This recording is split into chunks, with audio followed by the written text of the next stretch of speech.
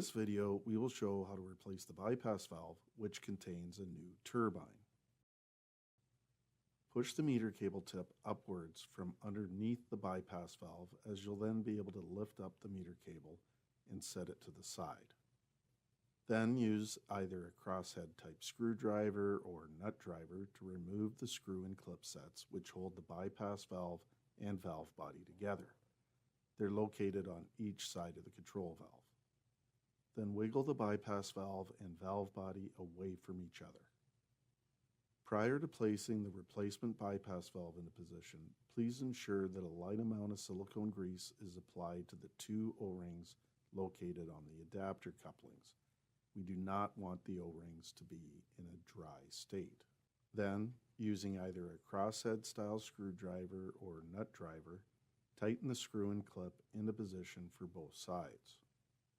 Then ensure that you place the meter cable tip back into position and snap into place.